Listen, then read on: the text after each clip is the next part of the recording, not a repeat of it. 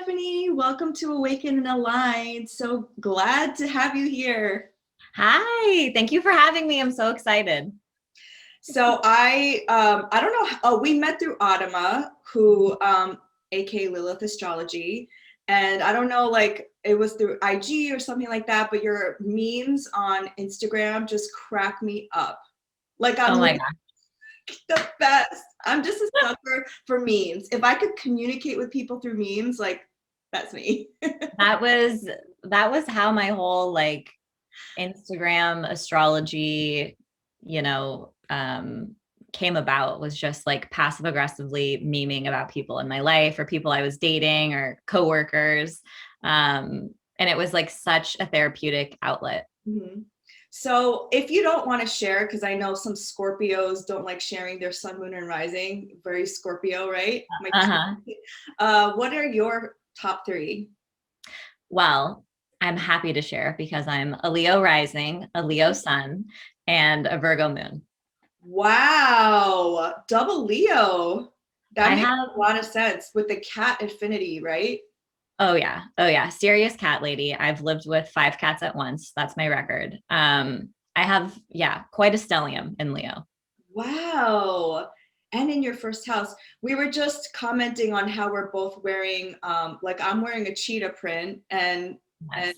I've got some tiger. you got some tiger. We're channeling the Leo energy, even though we just began Cancer season.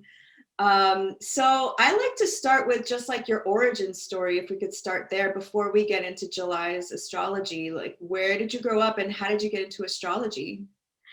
Sure. Okay. So this is pretty interesting. The day that I came home from the hospital, that my mom brought me home, a woman came running across the street to her and was like, "Stop, stop, stop." Like she's holding me, trying to take me into the house. And she's like, "She's a Leo. She's not just a Leo. She has so many planets in Leo." Like, and tried to warn her. And she was like, "Never bring her anything. She's gonna ask for a lot of things. Like, always make her do the work." And literally my whole life growing up, I've been obsessed with cats. And so like being a Leo, I was just always very proud of it. I wasn't like studying astrology growing up, but I was very much aware and would tell people like, yes, I'm a Leo. Um, so I just thought that was interesting that like day one, astrology intersected with my life in some way. Um, but I didn't start really studying astrology until around 2013. I was an editor at a daily newspaper, a weekly newspaper, and I was writing a horoscope column. I begged my editor. I was like, please, can I write a horoscope column? Um, and that's kind of how it got started. And, as I'm sure like astrology is a wormhole. And like once you start learning that there's more than your sun sign and more than your moon sign, you never stop learning. Like the universe is so big, like we can't ever stop learning about it. So Yeah. And then once you notice the patterns of your life based on the transits, you're like, oh my gosh. yeah, and it's so affirming to see stuff like, you may think certain things like, is my life more dramatic than others for certain reasons, or am I, is it just me? Or once you start seeing things within the birth chart, or even growing up, I was like pretty shy for a Leo, when I wasn't surrounded by like people I was comfortable with, and seeing that I had a Virgo moon and seeing that my Venus is in Virgo was so affirming for me to be like, oh, this is where anxiety comes from for you. But I also think that there are three different types of a sign, like with Leo, I always find there's three different types of Leo because there's deacons too. And Mm-hmm. each degree point matters in the energy, the kind of Leo that you are. Like I would never have guessed you were Leo, to be honest. Yeah. Yeah. I get that a lot, actually. I think when I'm very much aligned with like my progressed chart. I feel like, I've got a lot of stuff going on in Virgo these days. And when I was little, I was like peak annoying Leo child, just like following myself around with a video camera. Um, you know, totally thought I was the star of the show, wanted to be a child star, but That's I've moved up. Well, I feel the fierceness coming out of your meme. So when you did say the double Leo, I was like, that's where it comes from. Yeah, I like to have fun, you know. Yeah. So do you want to get into July? Yeah. Get- Yeah, there's so much going on in July. Okay, because I was like, because May and June were pretty rough for me. I know. So we're coming out of eclipse season, we're coming out of retrograde season, which thank goodness. But I think, the first 2 weeks of July are going to be a little bit rough and a little bit tense. There's some things to overcome, but the latter half is, there's going to be an energetic shift. It's much more a blending of energies that flow better together, even some like very spicy aspects coming up. So definitely stuff to look forward to like tap into that summer fun energy. But we start out on July 1st with Mars and Leo forming an opposition to Saturn in Aquarius. So in astrology, in traditional astrology, Mars and Saturn are known as the malefics. They can bring challenges. And, when they're in an opposition, which is already a challenging aspect, this can really like heighten that type of energy. Mars wants to move forward, go ahead, charge, take action. And Saturn is like, whoa, slow down. We need a process. Let's take our time. What are the rules before we actually take action?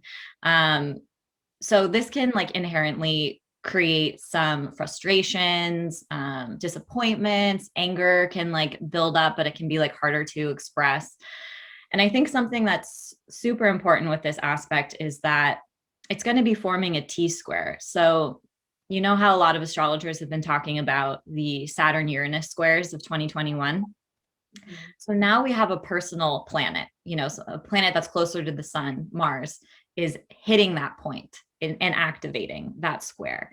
And so if we didn't see, the Saturn Uranus manifest in our personal lives on June 14th, this is a time where the transit can be more personal and those frustrations can build up, and this like desire between old and new and clinging to the past and really needing to move forward in a new way.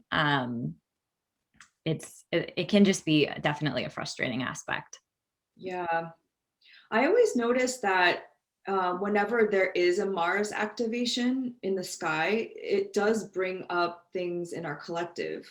Like it brings out, because I don't remember the exact like configuration in the sky, but when Mars was activating, I forget what point, but that is when the January 6th insurrection happened in Yep. America. And I just noticed every time it passes through something, there's some kind of aggression and tension that I think when it's build under the surface, Mars kind of is like, okay, we need to release it. Yes, exactly. And if you think about in 2020, we had the Saturn Pluto conjunction in January 20th. And a lot of astrologers were talking about how that could be related, to COVID, the decay, destruction, death, like just rapid sweeping change that, and when a couple months later in March, when Mars entered Capricorn and hit that 22-degree point, that's when we really saw COVID spiking. So when you have the outer planets that are more, they're generational planets, they move slower, they definitely represent the collective, but then we get a personal planet like Mars hitting it. Exactly. It's like, let's release this, let's bring this up directly to in our faces, like we can't miss it. Yeah. So wherever people have Saturn in Aquarius, square to Uranus and Taurus with a T square to Mars and Leo is possibly the areas of their life where they will be experiencing this. Yeah, look for the Leo area in your chart around 12 degrees. I think that's what the square is happening at. And yeah, if you have fixed signs at 12 degrees, I have a sun at 11 degrees Leo. So who knows? I'll report back. But yeah, I think, it's going to be the next day, Mars goes on to square Uranus, because it's like a 1 degree difference. So the first week of July, I think we'll be feeling this both on a personal level and probably on a macro level too. Maybe we'll see more themes related to the squares that we saw in February and in June. Yeah. I have this like inkling feeling that in a few years, if not sooner, our whole monetary system is going to change. Like our money could just not even exist anymore. What do you think about that? I think something that I thought was really interesting is I think that all of that GameStop action that happened around the February 17th Saturn Uranus square, right? It's like the people getting together and making a change. And then cryptocurrency, I don't really follow cryptocurrency or the stock market very well, but I know that there's a lot of headlines. It's like a lot of people are talking about it. And Uranus in Taurus, it's a 6-year transit, but Uranus evokes change, disruption, rebellion, like it wants to, and liberation, just bring newness, innovative ideas. And Taurus is about our resources. It's also about the earth. Sustainability, I think, is going to be a huge topic that we absolutely need to discuss. But yeah, I wouldn't be surprised if we see changes with our currency and coming up. Yeah. Sorry, I keep interrupting. No. I mean, it's fascinating. These squares are, they're just really bringing up a lot of powerful change. It's beyond cryptocurrency. And in February, we saw the power outage and snowstorm in Texas, right? Like yes. that was my gosh, that's right. That aligned with it. What's his face escaped to Mexico. Oh my God. Yeah. And people were calling him out on the internet. Yeah. Yes, exactly. Aquarius. Yep. Yeah, exactly. Yeah. And then we saw like minimum wage strikes, the people really going against the systems and saying like, these systems fucking suck and they need to change. I think there was legislation or demand for COVID relief around the February square. And the continued fight against like systemic racism, white supremacy, like this is reevaluating our systems. Like, who are these systems made for? These systems don't benefit everyone, like demanding change. So these squares, will be felt throughout all of 2020, which is I think that's important. Yeah. To note. So the beginning of July, definitely a trigger point for this type of energy. We'll wrap the week up with a sun sextile Uranus. So this can bring more of like pleasant energy, pleasant surprises, having us inspired to go in a new direction. Yeah, and it can bring some self-awareness. But yeah, so that's kind of the first week of July. No big deal. No big deal. And if you think about it, which is also July 4th, Independence. Well, whatever it is. Yeah. I have a lot to say about that, but you go. No, same feelings over here. I mean, I was going to say the same thing, that's July 4th. And if you think of all of these themes, it just feels right on time. Yeah. I was actually I just got chills. Ooh. Yeah. So definitely a lot to pay attention to, and a lot's going to be going on in the collective. And then we're going to be feeling it on a personal level as well. So Mars in Leo is also can be very combative. Mars prefers to be in water and earth signs. And when it's in a fire sign, Mars in Leo can be egotistical, attached to its opinions, and yeah, just really arrogant when fighting for its own beliefs, so. Yeah, the shadow side of Leo is me. Like, look at me, I, which, I think Leos have a bad rap if it's expressed that way. But I think the higher vibration of Leo is heart, being in the heart and remembering, to activate that space.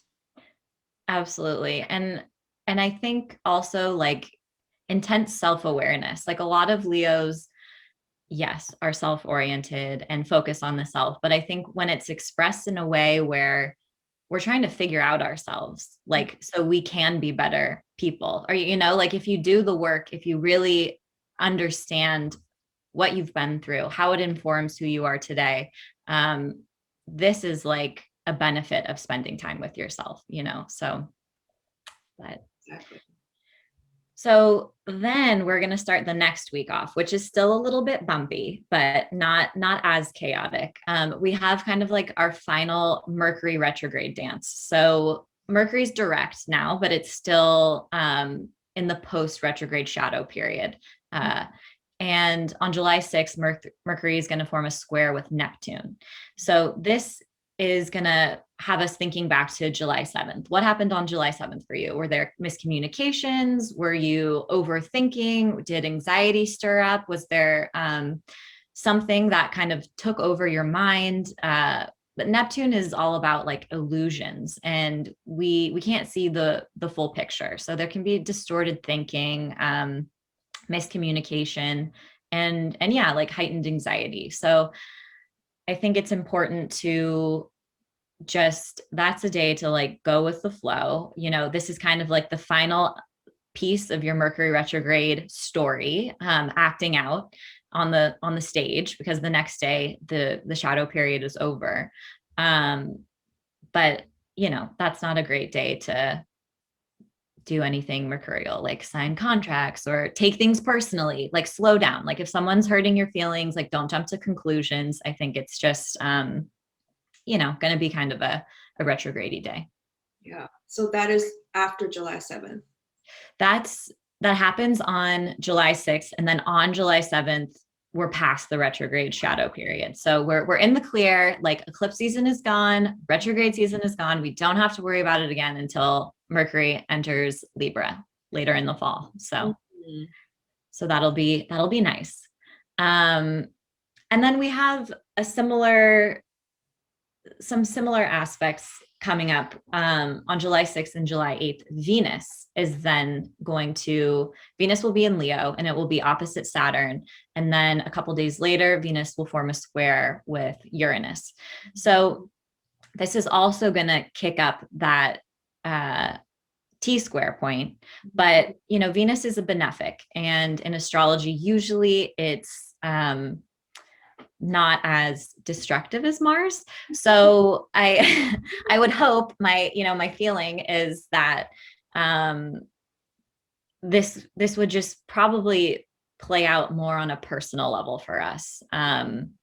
Venus opposite Saturn in itself can just like stir up like self-criticism, feelings of rejection, and it can cause, limitations when it comes to like our love or finances. So just really being mindful of, if you are feeling low, if it's like a tougher day for you, like this is a passing transit. But it's a great day to also have serious, responsible conversations regarding your partnerships, regarding your finances, pay off debt, whatever. But it can definitely be, not that like summer fun vibe. Wouldn't recommend going on a first date. But then Venus square Uranus can be fun. This could be like a total splurge. Like maybe the last time Venus formed a square with Uranus, I had like a crazy online shopping spree, and it was like 3:00 on a Wednesday in the middle of COVID. I'm like, what am I doing? Like, I'm not going to go anywhere. I don't know why I'm buying these things, but sometimes it will just like stir up the need to shop or impulsively. And it's also brings out this increased desire for freedom, space within our partnerships, and like the need for excitement. So that can go twofold. Like if you want space from your partner, like go, take space, be honest about it, be direct about it. And that doesn't necessarily mean a breakup. Like Uranus does bring surprises. So sure, those types of endings could abruptly arrive. But I think for the most part, it's like, if you are feeling constricted, like how can you embrace new excitement and your independence, under this transit? And then the following day, we have a new moon in Cancer. So July 9th. And this new moon is interesting. I think the most important, new moons in Cancers are very sweet. The moon loves to be in Cancer. It's in domicile in Cancer. It's all about our security and our comfort. But this new moon is going to be opposite Pluto. And this can really cause us to, I know, right? That face says it all. I don't even need to describe. But it can cause us to like question our comfort. And it can bring up power struggles. It can bring up like issues related to plutonic themes of like jealousy, manipulation, obsession. Some of our self-destructive thoughts and behaviors can really come out under that aspect. But the moon will also be forming a trine to Neptune, which will encourage some healing and compassion. So whatever does come up for us, there is this, we can integrate a deeper sense of moving forward. And it'll also be forming a sextile with Uranus. So that does kind of invite in this new direction. So, I think the new moon will be a little bumpy, but I think for the most part, like as humans, in order to grow, you got to endure the bumpiness. Yes. Like that's what changes. Yes. And, I've been working with Pluto, and, I feel like for me personally, it takes a full, almost like the full transit of a planet to go through a certain area of my life for me to feel the energy of it. So like Pluto is at 26 degrees. Mm-hmm. So it's been in Capricorn since 2008, I think. But mm-hmm. because I'm more aware of it now, I'm like, oh, now I should work with Pluto transiting, and it's in retrograde. So I've been really like meditating and contemplating on Pluto. And first of all, she nasty. Yeah. She nasty. I mean, like the depths of the fear and insecurity that it can bring to you. But then I realized when you can actually meet it where it is and almost like not resist it, go into those fears, is when you get the power, when you build that security and power. Because Pluto is such a complicated energy and archetype, because it is about power and money, but on the other side of that is fear and insecurity and jealousy, and it's just an interesting archetype to work with. And it's, I always, so cliche, but I always think of the Phoenix, like it is this transformative planet, and it delivers resilience. Like when you work with Pluto, you build up the power, strength, and resilience to really overcome some of the hardest things in life. Yeah. And I feel like because we've had some pretty gnarly Pluto transits, I'm like, I don't know if we've always had them or I'm just aware of them now. But I feel like it's asking us collectively to do that work. Yeah, I think especially now during Cancer season, and as these planets move through Cancer, right? Like we yesterday we had Venus opposite Pluto. At the end of the month, we're going to have Mercury opposite Pluto and the Sun opposite Pluto. And like that is going to really bring it down to earth. Pluto's this very slow moving planet, but the Sun is like, hey, that's you, that's your identity. This is like, we're shining a light like on Pluto. So because it's at 26 degrees Capricorn, Cancer season has been more intense for a while now, since 2008. Mm-hmm. For sure. And that axis, Pluto and Capricorn, is no joke. Oh my gosh. It's like I have my North Node in Cancer in the 8th house. Okay. Has Pluto passed your node degree? Yeah, it's at 19 degrees. So it passed it. I had my nodal return 2018 to 2020.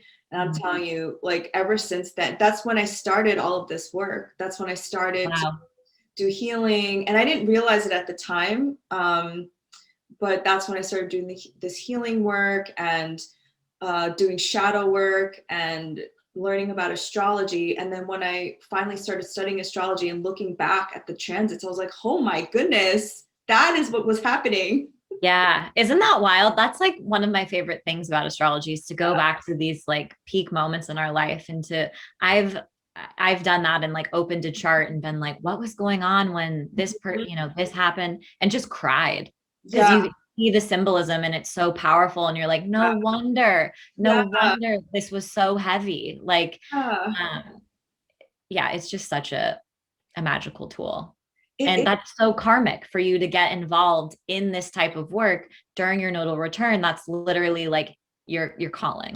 Yeah. yeah. And it's, like at the time, it was so confusing because my South Node is in Capricorn in my second house. And Mm, I thought it was like I was doing something wrong, like the universe hated me and I was being punished. And I just realized um, that it was just to help me. It's there for me versus against me. And it's so validating when you find that out. I mean, that talk about like a release of a career in finance and, the 9 to 5 work, like that's powerful. Yeah, I know. It's so symbolic in so many ways, And the my North Node being in Cancer in the eighth house, it's like I'm helping people do the same thing, which Yeah. breaking the chains of our crappy ass capitalistic structure.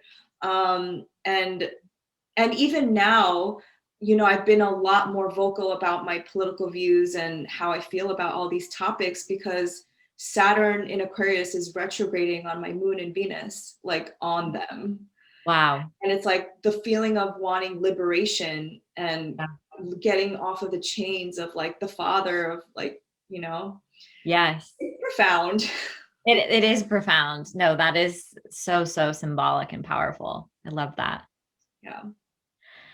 Um, so should we continue with July? Yes, please. Okay, so we've got on July 11th, Mercury's going to enter Cancer. So, this is an energetic shift in itself. Like we're saying goodbye to Mercury and Gemini, which we've been hanging out with for months now, thanks to the retrograde. So, this is going to bring a change to our thoughts, our opinions, our mental energy and space. And this can bring more intuitive hits. We can be uh, more apt to express our feelings. There's can be a meeting of mind and heart.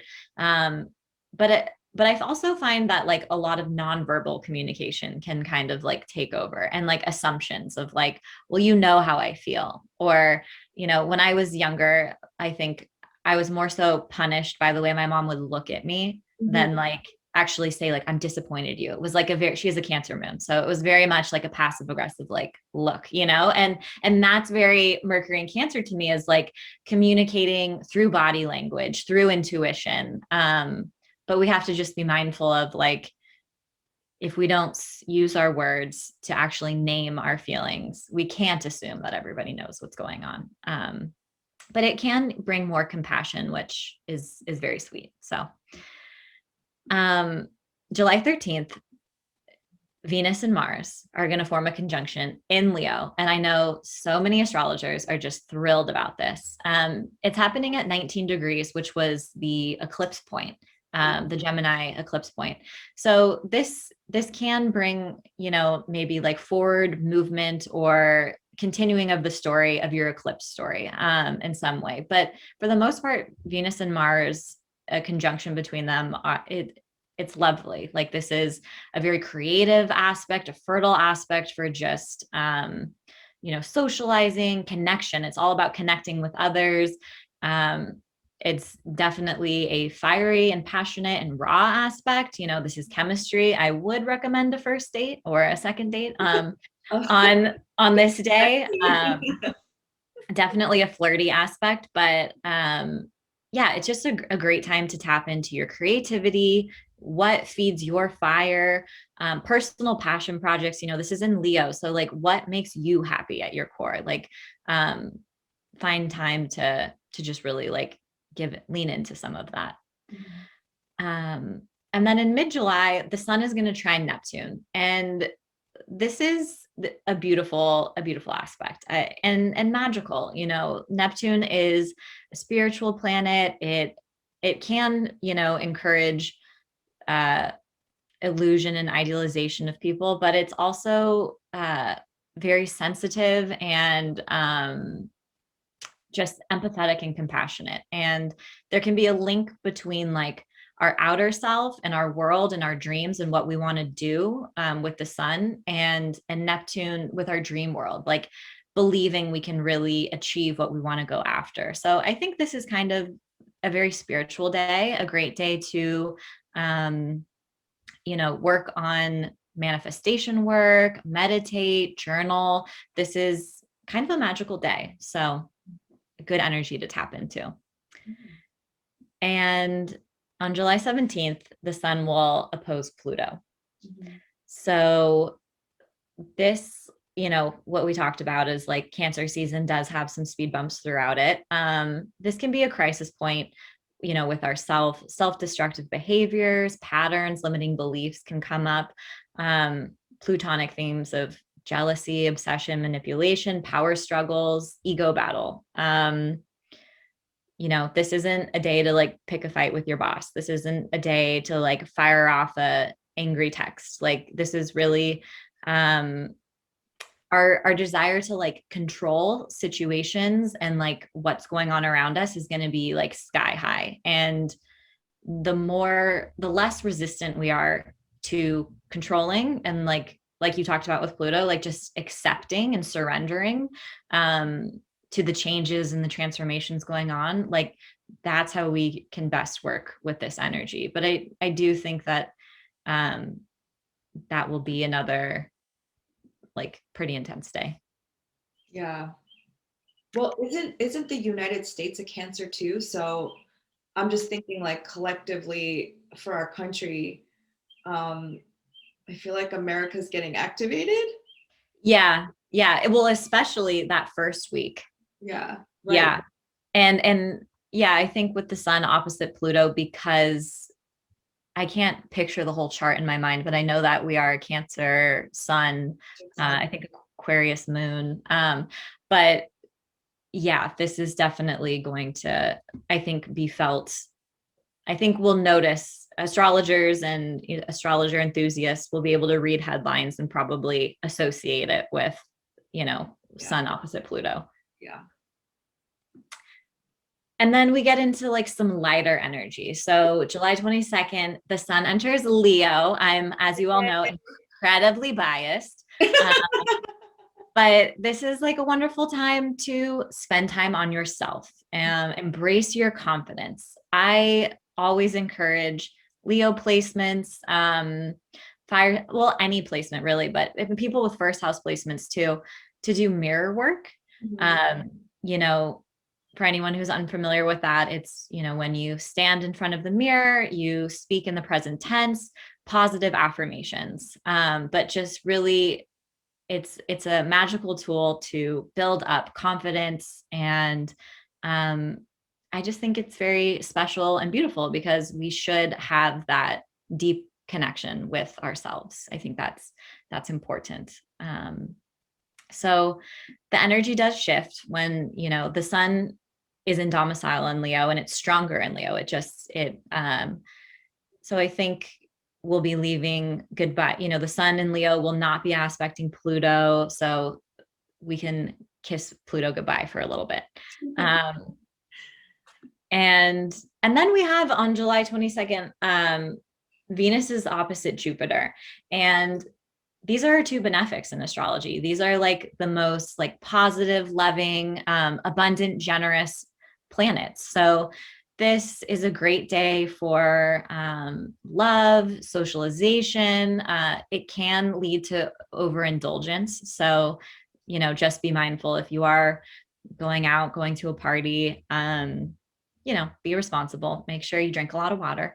And, we can kind of like self-discipline is like on the back burner. So it's not the like most productive day to like focus and get things done in terms of work, but there's affectionate energy is all around us.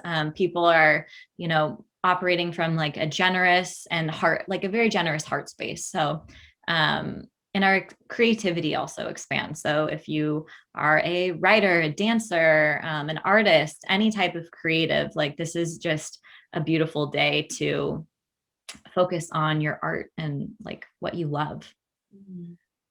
Love it. So that's a good one to earmark in your calendar. And then we're going to have a full moon in Aquarius. Hi, friends. This is me, Laura, popping in.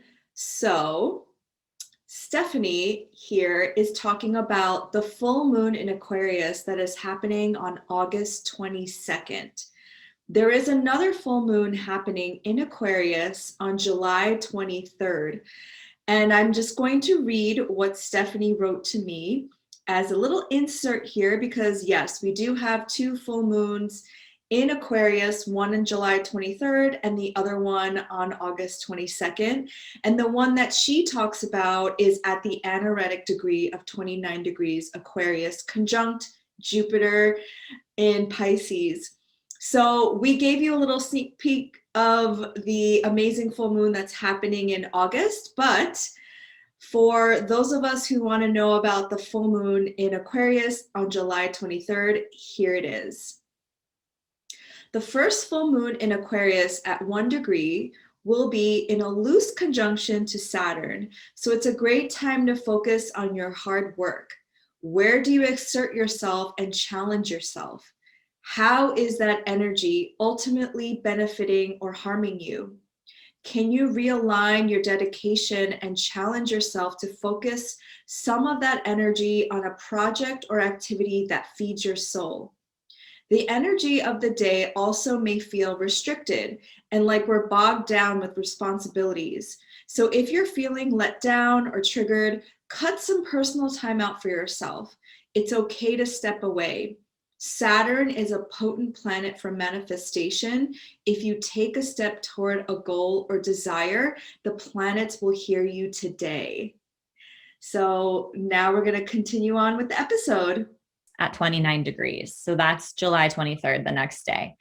Something that's interesting about this full moon is that it's at the anaretic degree. So it's at 29 degrees. And in astrology, when a planet is at 29 degrees, the planet can be kind of tired. Like if you think about it, it spent its whole, it went through every single degree to get to that point.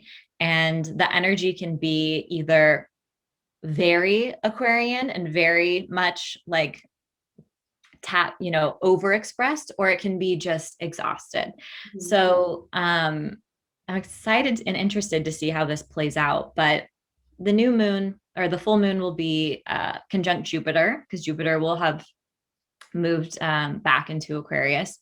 And, that's a very sweet, aspect. The Jupiter is generous and abundant and kind of protective energy when I see it with the moon. So, if you think about the Leo and the Aquarius axis, it can be like selfishness versus what is the best for society and the collective. So that's more of like a large scale. But yeah, I think overall it should be a sweet lunation. Like today we have our full moon in Capricorn is forming an aspect with Jupiter. And this is like a very potent and sweet lunation as well. Mm-hmm. And then we're going to be wrapping up the month with Mercury will also form an opposition to Pluto. So that's on July 25th. And this is our last big Pluto activation for a little while. But this is going to cause those Plutonic themes to influence our mind. So powerful mental shifts can happen. There can be a manipulation of words or thoughts. Be mindful of how people are using their words. Are they using it against you? Are they using it to gain power? Like, what are the motives going on? We can also find ourselves like I'm someone who has anxiety disorder. So obsessive thoughts, can really, it can ramp up anxiety in that way if you are prone to overthinking, this is an aspect that can kind of stir that up. So it's also a benefit of this is that it's a great time for research. So if you are someone who those plutonic and like scorpionic themes of like deep diving, you know, like I just started dating this person, can you find their profile? Like you'll find it in a second. Like this is fantastic energy for that. So you know, it's not all for the bad, but um and at the end of the month, on July 29th, Mars enters Virgo. And I love this because I think Mars, I love a good Mars in Virgo.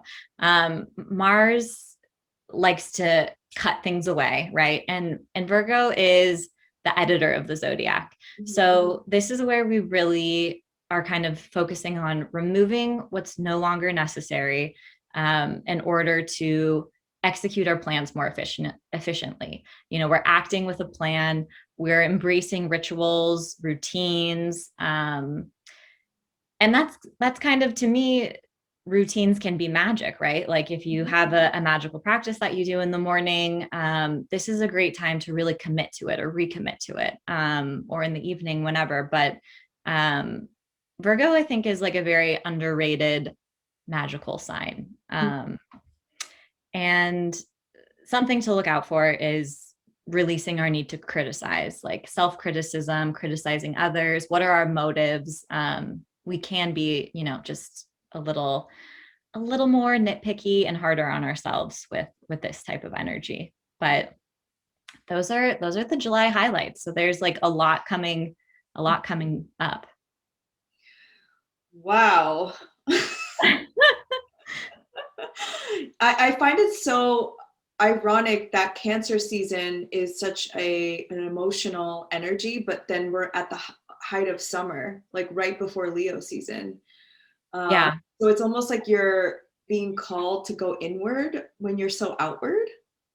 Yeah, it's interesting because Cancer and Leo are so different. You know, one is ruled by the moon, Cancer, and then the sun rules Leo. And it is a dramatic shift. You know, I always look at that axis in a birth chart because it really is, like, dare I say, one of the most dramatic shifts in the zodiac. You know, I think but there is that shared heart space that you were talking about, right? Like Cancers,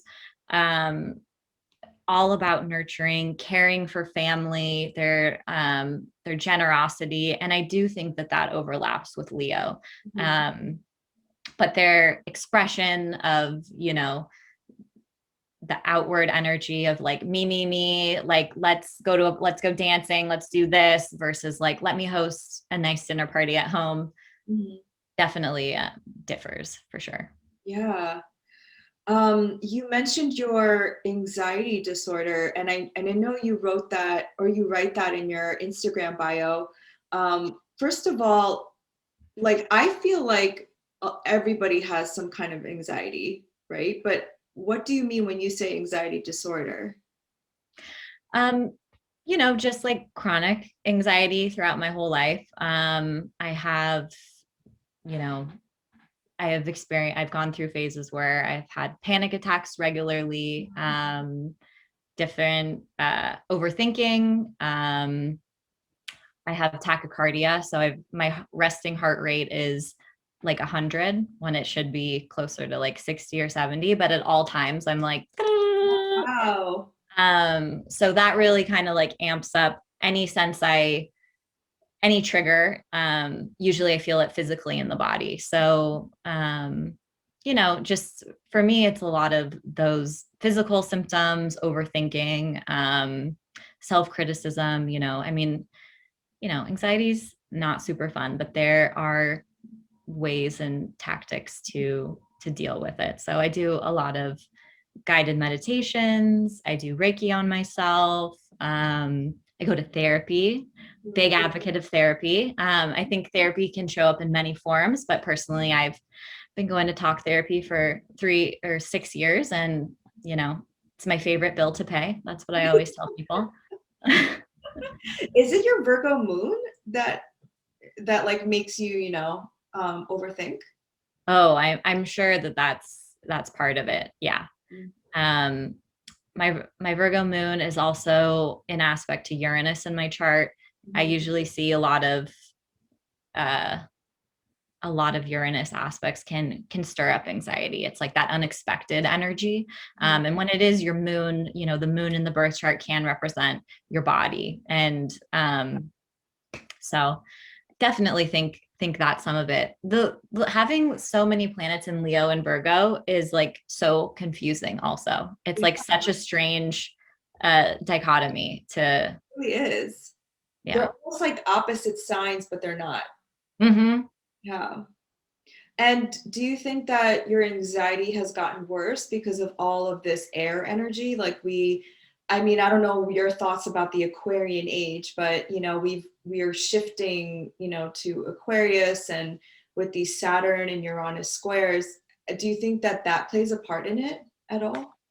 Well, the Saturn Uranus square is like directly on my sun. So yes, Yes. I am totally feeling it. Um, and it's interesting because it's all angular for me. So Uranus is in my 10th right now. Saturn's in my 7th. My sun is over hanging out in the first, just trying to thrive.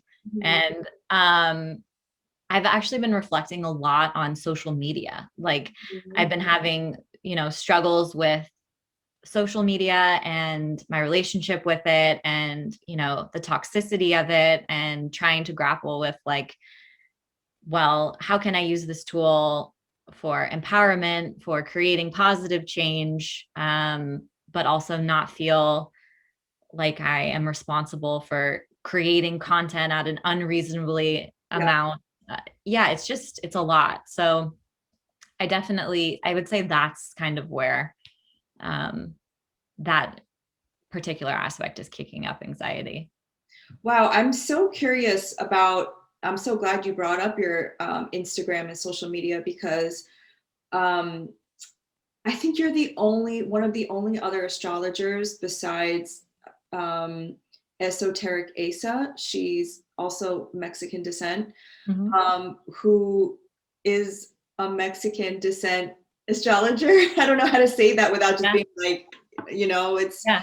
I just see a lot of, and it's getting more and more, diverse, because, we met through Adama, Mhm. and I'm just more like searching for them, I think. Yeah. But I love that you make your content in Spanish as well. Yes. Yeah. I want to be as inclusive as possible. And that's something that I can write in Spanish better than I can speak it. I mean, I can speak in Spanish, but I prefer I prefer writing. Like I went to school for writing and yeah, so I love it. It like connects me with members of my community, and it also is great practice. And earlier this year, my mom's parents are from Mexico. My mom was born here, and then some of her siblings were born in Mexico. They kind of flip flopped back from the U.S. and here when she was growing up in the earlier years. But um, yeah, my grandpa earlier this year passed away, and he was kind of like I only spoke in Spanish to him. So losing him was, I'll speak in Spanish every now and then with my aunts and uncles and my mom, but it's mostly English. And, I have Pluto in the 4th house. So I'm like very much obsessed with my family, where we come from. I grew up with my mom's side of the family. My dad is a white man. And just very much connected to, yeah, our culture and where, we come from. So it's a nice way to continue that and make sure, you don't lose it. If you don't continue to speak it, if you don't continue to write, um, yeah, you can lose it a lot quicker than you think. Yeah, and do you feel that because astrology is becoming so popular in our, culture right now, I don't know if it's ever been this accepted and popular before. Do you feel that pressure to constantly um, make content on a day-to-day basis to keep up with the times. And yeah, I just want to like hear your thoughts about that. I totally do. And it's gotten, to the point where I'm actively like giving myself a pass. Like this week, I haven't posted anything since last week. And I think it's important to have those pauses. Like I don't want my social media account to own me. Like when I first started creating content, I was posting 3 memes a day. And I did that for like a year and a half ish straight, 3 memes a My day, like goodness. nonstop. And that's how I built up, my following back in the day. Yeah. And then I took a serious pause. And for a year and a half, I kind of became inconsistent with posting. And yeah, it's hard. It's a struggle to be a creator. And I think especially with astrology, like today's a full moon. I should have posted 3 hours ago about the full moon, but I haven't, and I think for me, I think these Saturn Uranus squares are part of the story on a personal level, is finding a balance of like, how can I create things that are authentic and genuine to it feel like truly aligned and I'm happy to create. There's a difference when I create a meme that I'm like, oh, this shit's funny, versus like, horses are hungry again, and then I know all my Taurus fans are going to be like, we do other things than eat. And I'm like, I know, but I just had to put something out there, and it's like such pressure.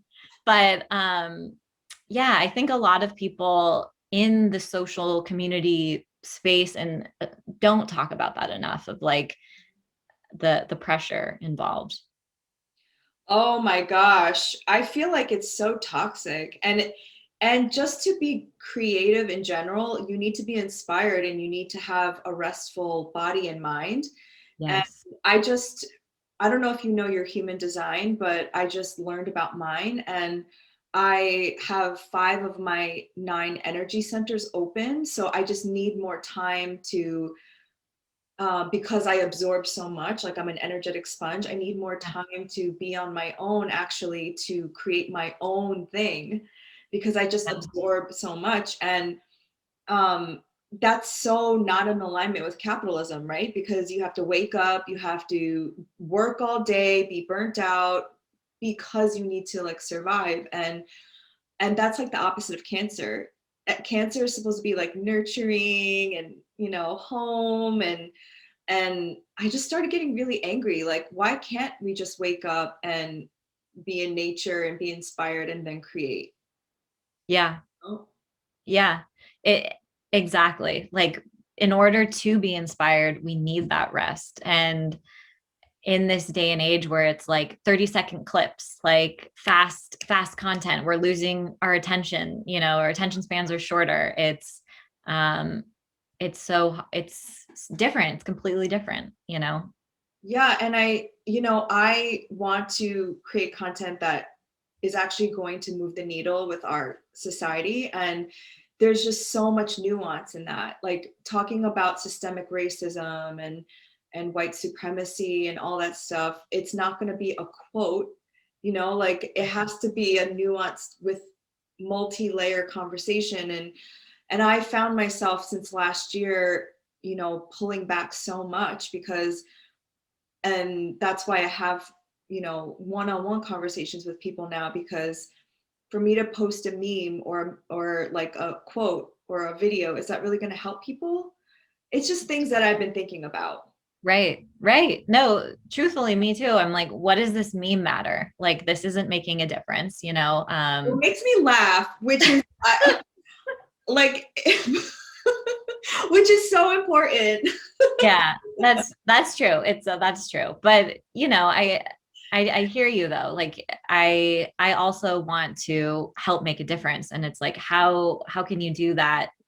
I loved your post. I think it was either last week or a couple of weeks ago. It was like a multi-slide post where you were basically talking about how like spiritual work is social justice work. Like we need to be aware of what's going on. We need to take action. And yeah, I just, at the heart of it, I want to create content that is making a difference and helping. Um, so Yeah, because I think my awakening last year was that like love and light without social justice and social change is just fuckery. It's just Yes, there's no completely. there's no substance. Yeah. So if I am going to talk about magic, manifestation, the law of attraction, and wealth, then that also has to include speaking out about poverty, about like all of the shit that, all the Pluto energy, all like the Yeah. Plutonian shit that we haven't faced as a society. And it just feels more aligned to me than, and we all grow in our own time and we all understand in our own time, but it took me getting off a little bit to study and to learn and to research. You were saying like Mercury and I forget Pluto. Pluto. Yeah. It's like that investigative work to come to this place now where I can share that. But that Yeah. took like 3 months of me pulling back Yeah. and really like doing that work within myself so that I can show up now and share the information I've learned. Yeah. Yeah. I had a similar journey and awakening last year too, and just really, dedicated myself to learning more and pausing, right? Like I Mhm. don't I don't need to post shit that I'm not fully aware of. Like I think really naming that, holding space and allowing yourself to learn, to educate yourself, that's the first step. That's what's the most important. So it's not about posting your donations on your feed or what, posting a book that you've read, or it's like do your work yourself, keep your head down and keep going forward. Yeah. What kind of astrology did you learn and do you practice? I never asked you that. I practice a blend of modern and traditional astrology. Um, but I use whole sign houses, so that's more traditional astrology. Yeah. So, like focus on psychological, the soul, but then also like more literal with traditional astrology. And I love some of their ancient timing techniques, and it just feels very magical to me. I think it's like my Virgo moon that's like, I want whole sign houses where everything is neatly, No, it's got I to be that. was just gonna say that. Yeah. There's no other explanation. The second I left Placidus behind, I was like, oh, I felt a weight lifted off my I shoulder. know. I was using Placidus until I took astrology courses with my teacher, who is a classical astrologer. And Uh-huh. he's like, no, Laura, you need to ditch that and go to the whole sign houses. And he doesn't even use the outer planets. Uh-huh. That's like how classical he is. And I'm like, wait a minute, but Aquarius is ruled by Uranus. What do you mean? Right. Isn't that I remember, yeah, when I was taking classes with a teacher who, was basically teaching about the traditional planets and the rulers. And that was definitely like, it took a while for me to be like, Aquarius, Saturn? Hmm. Uh, Uh, you it's know, you, it still doesn't make sense to me, but I know I still use the outers. I have Sun square Pluto like exactly in my chart. So I can't oh, whoa, wah wah. Yeah, I can't ignore the influence of the outers. damn. I That know. is intense. It's a doozy, let me tell you. Easy. Ooh, wow. But it's okay. It gives you some resilience. You learn a lot about the shadow sides of life, and you go through things, and makes you stronger. The old cliche. Yeah, and you know what? Whenever I see somebody with a lot of trines and sextiles in their chart, they end up being kind of lazy, because, right? Do you see that too? Um, yeah, I've had teachers that talk about that a lot, where it's like, you don't really want a chart that's just full of trines and sextiles, because the gifts come so naturally. It's like, well, where's your drive and your motivation to keep building on those gifts? Like maybe you are an amazing guitarist, but you won't become famous or make a living at it as a guitarist unless you have the drive to like Mhm. make YouTube videos, play shows. Like that's where the squares and the oppositions really like push us into action. Yeah. I So respect all the squares in my chart. yeah, I know. And it's kind of like I like to think about how to integrate the energy together, always coming up with how can we get them to see eye to eye. Hmm. And well, I wanted to ask one more personal question about you, Sure. even though I want to ask like 1,000.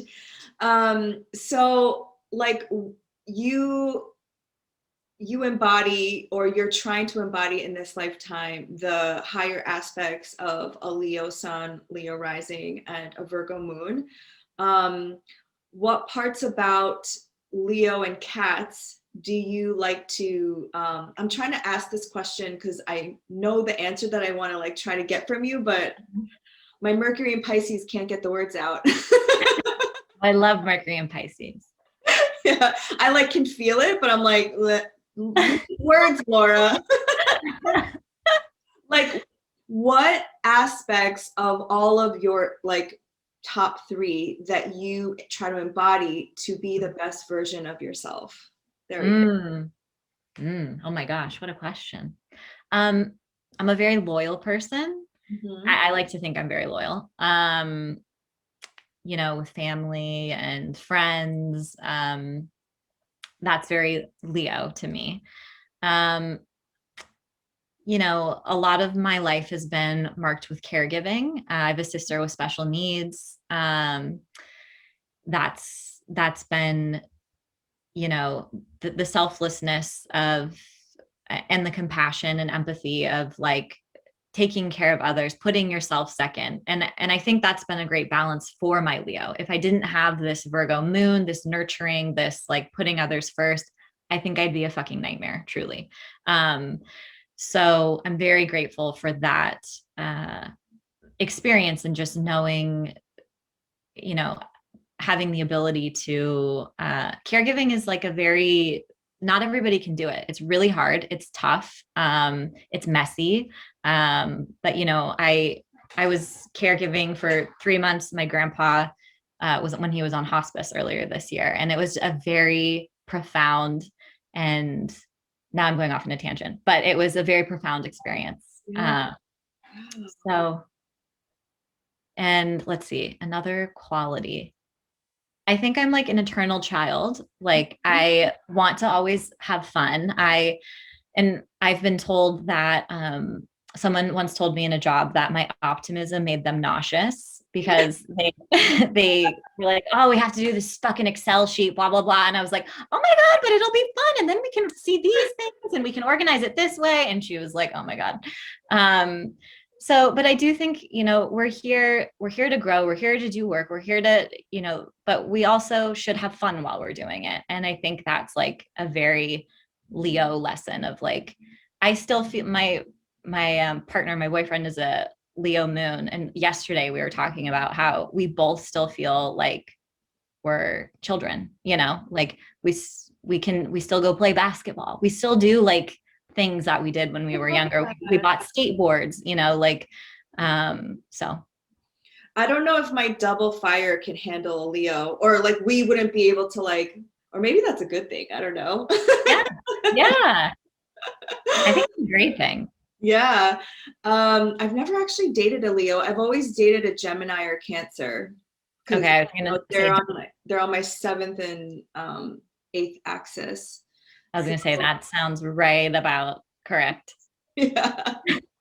um, okay, so the theme of July, and actually that perfectly segued into the theme of July, which I'm getting the impression that the first 2 weeks of July is a lot of inner work, a lot of facing your maybe shadows if you want to do shadow work, if you want to do some kind of healing things. I mean, it's always a good time to do that. But Yeah. also do a lot of meditation because there's a lot of activations with Pluto and right. Yeah, yeah. Slow down. Like if you find yourself feeling triggered, if you're feeling frustrated, just pausing, surrendering, really not forcing yourself to move forward. Mars is going to want you to go, go, go and take action and send that text and, bite that person's head off. But like, yes, surrendering, pausing, doing the inner work, really asking yourself the questions of like, why do I feel this angry? Why am I feeling so obsessively thinking about this? Like, what needs to change? What patterns need to be cleared out? Because Pluto's also kind of like a garbage truck, right? Like you can dump things there and transform and let it go. So yeah. Yeah, and I think even last year I was working through a lot of pent up anger that I'd suppressed for a lot of years. And I was like, we need to have a righteous anger camp where we can literally scream and burn shit and throw Oh, stuff, like oh how my God, I got chills. Invite me. I want to come. I will. I mean, I do it in my neighborhood and people think I'm crazy, but it just feels so good when you scream and you just like, rah, Yes. or like Yeah. a lion. Yes. Anytime I see Mars in the 12th house, the client that has that placement, I'm like, after this session, I would love for you to go grab a pillow, put some music on, and scream into your pillow. Like, express Yeah. that anger Yes. in a private way.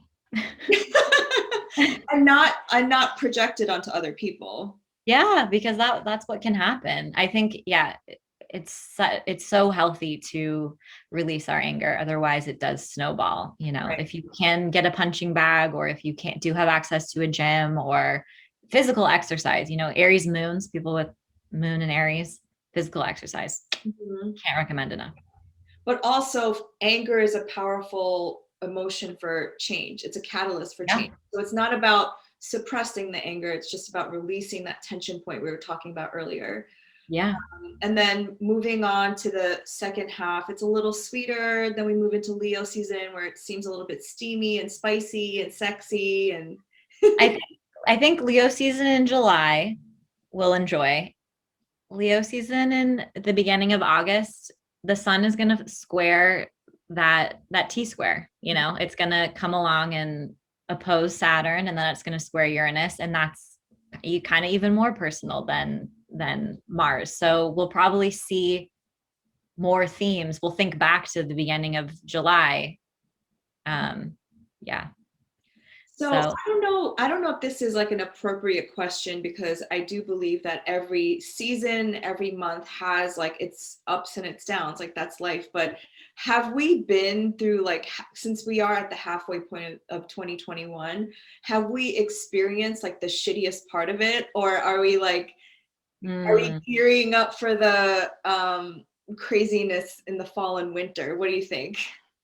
I feel I feel like the well, eclipse season is behind us, Mhm. plus Mercury retrograde. Yeah, I think maybe we've experienced the peak intensity of it, but we're going to continue to have peaks of intensity. We'll have one more Saturn Uranus square. We have another Mercury retrograde in Libra. And then we also, when Mars enters Scorpio, when some of these other inner planets enter Scorpio, it's going to be activating the Saturn Uranus square, but from a scorpionic point of view. Right, So, right.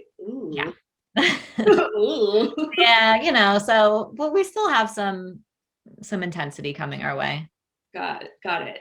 And any exciting moments coming up, you think? Ooh, I have been honestly so focused on Jupiter and Pisces Mhm. that I can't wait until it re-enters Pisces at the tail end of December. Um, and as a Leo, I'm just selfishly obsessed with Leo season, but I'm sure, I'm positive there are other many beautiful aspects to coming our way. But nothing that is like sticking out at the top of my head. Yeah. Well, we're just gonna have you back on then to update us eventually. I would love to be back. This was so much fun. Yes, thank you so much. And thank you so much for your time and your wisdom and for preparing all of the special dates. And if you have any offerings, you do readings for people. Oh yeah, thank you. You can find me at Leona Moon Astrology on Instagram. I have a TikTok. It's not that exciting. But I also have a website, Leona Moon Astrology. I give birth chart readings. So yeah, come see me there. And Laura, you are a dream, and I would love to be back. Thank you so much. This was awesome. Thank you so much.